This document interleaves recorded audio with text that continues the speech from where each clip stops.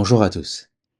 Quand nous sommes face à un problème d'équipe, certains d'entre nous analysent d'abord les données, d'autres rassemblent tout le monde pour en parler, et d'autres encore veulent agir immédiatement. Aucune de ces réactions n'est meilleure que l'autre. Elles révèlent simplement notre style naturel de leadership. Et si nous explorions ensemble ces différentes façons de diriger. Aujourd'hui, nous allons parler de l'énéagramme et du leadership. Ginger Lapid Bogda est une autorité internationale en matière de leadership et d'énéagramme dans le monde des organisations. Consultante en développement organisationnel et coach exécutif depuis plus de 30 ans, elle a travaillé avec des entreprises du Fortune 500 et de nombreuses organisations à travers le monde. Elle est l'auteur de plusieurs ouvrages de référence, notamment Faire sortir le meilleur de vous-même au travail et Quel type de leader êtes-vous? Alors voilà comment nous allons procéder aujourd'hui. Nous allons traverser ensemble 3 situations de leadership concrètes. Pour chacune, nous observerons les 9 réactions naturelles possibles. Pas comme un test, mais plutôt comme un miroir. Nous allons nous reconnaître dans certaines réactions et découvrir comment d'autres leaders fonctionnent différemment de nous. Première situation, quand notre équipe rate un objectif important.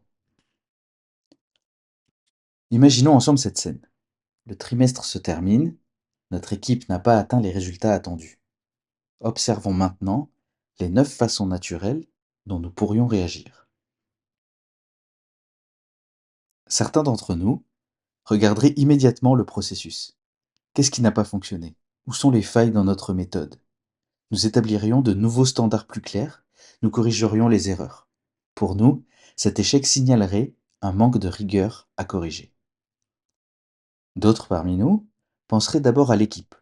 Comment se sentent-ils?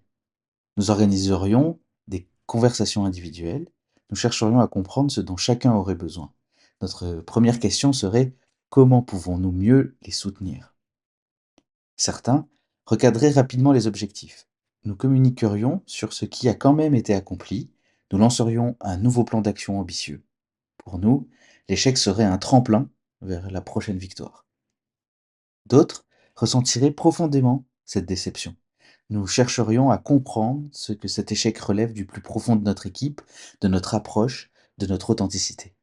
Nous voudrions une transformation réelle et pas juste un ajustement superficiel. Certains d'entre nous se retireraient pour analyser toutes les données disponibles. Nous étudierions les facteurs externes, les variables, les tendances du marché. Nous construirions une compréhension complète avant de proposer une solution. D'autres anticiperaient immédiatement les conséquences possibles. Que va dire la direction? Quels sont les risques à venir?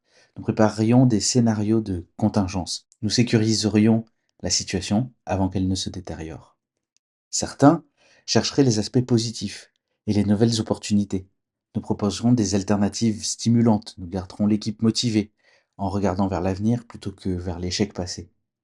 D'autres parmi nous prendraient la responsabilité publiquement. Nous défendrions notre équipe si nécessaire.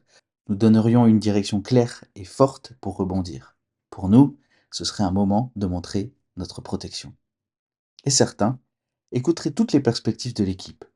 Nous chercherions le consensus sur les causes et les solutions. Nous maintiendrons le calme et nous éviterions les réactions excessives. Voyez-vous, 9 façons différentes de réagir à la même situation. Est-ce que dans l'une d'entre elles, vous reconnaissez votre propre réflexe naturel? Deuxième situation, quand nous devons donner un feedback difficile. Maintenant, plaçons-nous dans cette situation délicate. Un de nos meilleurs collaborateurs a un comportement qui affecte négativement l'équipe. Nous devons aborder le sujet. Observons comment nous nous y prendrions naturellement. Certains d'entre nous prépareraient un feedback structuré avec des exemples précis. Nous expliquerions clairement ce qui devrait être différent et pourquoi c'est important.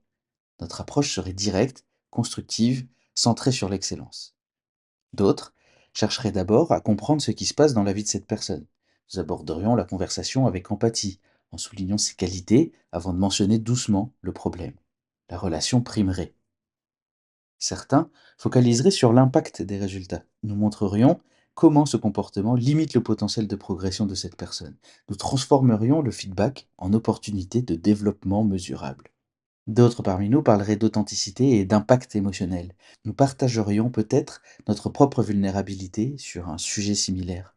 Nous chercherions une vraie connexion humaine avant d'aborder le problème technique.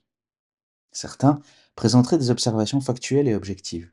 Nous donnerions de l'espace à la personne pour analyser elle-même la situation. Notre approche resterait neutre, basée sur des faits disponibles. D'autres anticiperaient toutes les réactions possibles. Nous préparerions soigneusement nos mots pour éviter un conflit. Nous chercherions à maintenir la loyauté tout en adressant le problème réel. Certains d'entre nous positiveraient la conversation. Nous suggérerions des solutions créatives et dynamiques. Nous éviterions de trop insister sur le négatif pour maintenir la motivation et l'énergie collective. D'autres seraient francs et directs. Nous dirions clairement ce qui ne va pas, sans détour. Pour nous, cette honnêteté serait notre forme de respect envers la personne.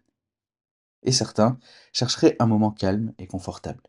Nous écouterions longuement la perspective de l'autre. Nous trouverions un terrain d'entente avant de proposer des ajustements progressifs.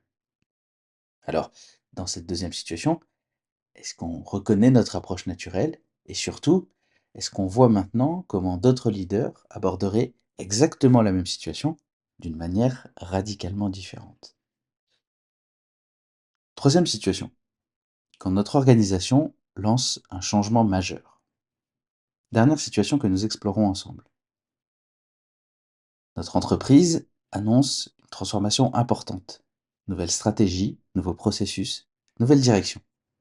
Et en tant que leader, comment emporterions-nous ce changement auprès de nos équipes? Certains d'entre nous clarifieraient les nouveaux standards et processus.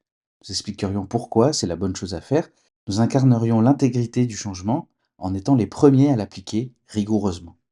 D'autres accompagneraient chaque personne individuellement dans la transition. Nous serions attentifs aux résistances émotionnelles. Nous créerions du soutien et de la connexion pendant toute cette période d'incertitude. Certains communiqueraient sur les opportunités et les bénéfices. Nous fixerions les jalons clairs et mesurables. Nous mobiliserions l'équipe autour de nouveaux objectifs avec énergie et détermination. D'autres parmi nous donneraient du sens au changement. Nous explorerions ce que cette transformation signifie vraiment pour chacun. Nous créerions un espace pour exprimer les émotions et les questionnements authentiques. Certains analyseraient tous les aspects du changement en profondeur. Nous partagerions notre compréhension des enjeux, nous donnerions à nos équipes les informations nécessaires pour comprendre intellectuellement la transformation. D'autres anticiperaient tous les risques potentiels. Nous créerions des filets de sécurité et des plans de contingence. Nous rassurerions nos équipes en montrant que nous avons prévu les difficultés possibles. Certains d'entre nous mettraient l'accent sur les possibilités excitantes. Nous générerions de l'enthousiasme pour cette nouvelle aventure. Nous maintiendrions l'élan et la créativité en regardant vers l'avenir. D'autres prendraient fermement la direction. Nous protégerions nos équipes des turbulences organisationnelles, nous affirmerions notre position claire sur le changement avec force et assurance.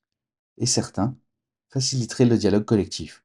Nous intégrerions toutes les préoccupations, nous construirions un consensus sur la manière d'aborder le changement ensemble, en douceur et progressivement. Ce que nous découvrons sur nous-mêmes. Alors, voyons-nous maintenant un pattern dans notre façon naturelle de réagir. Certains d'entre nous se reconnaissent peut-être dans les approches rigoureuses et structurées, d'autres dans les approches relationnelles et empathiques, d'autres encore dans les approches orientées résultats ou créativité. Mais voilà ce que Ginger nous révèle de crucial. Connaître notre style naturel n'est que le début du chemin. La vraie question devient, sommes-nous prisonniers de notre style ou pouvons-nous nous en servir consciemment? La flexibilité consciente, notre défi collectif. Parce que nous regardons la réalité en face. Imaginons un leader parmi tous qui utilise toujours la force et la franchise directe. Dans une crise, ce serait exactement ce dont son équipe aurait besoin. Mais lors d'une innovation créative qui demande de la douceur ou de l'exploration, là, son style naturel deviendrait soudainement un obstacle. Ou prenons un leader qui facilite toujours le consensus. Magnifique pour construire l'adhésion collective. Mais quand une décision urgente s'impose et que le temps manque, son approche pourrait paralyser l'action nécessaire. C'est là où Ginger nous apporte quelque chose de vraiment puissant. Elle nous dit que les meilleurs leaders que nous pouvons devenir sont ceux qui connaissent leur style et qui peuvent s'étirer au-delà quand la situation l'exige. Alors attention, le but n'est pas de devenir quelqu'un d'autre. Il ne faut pas renier notre authenticité. Mais pour servir vraiment nos équipes, pour répondre à leurs besoins réels plutôt qu'à nos automatismes confortables. Ce que nous pouvons faire maintenant. Donc, maintenant que nous avons identifié notre style naturel à travers ces trois situations, posons-nous ensemble ces questions essentielles. Quand notre style sert-il vraiment notre équipe? Et quand devient-il un réflexe automatique qui nous limite? Par exemple, ceux d'entre nous qui recherchons naturellement la performance pourraient se demander, y a-t-il des moments où mon équipe a besoin que je ralentisse et que j'écoute, même si ça ralentit les résultats?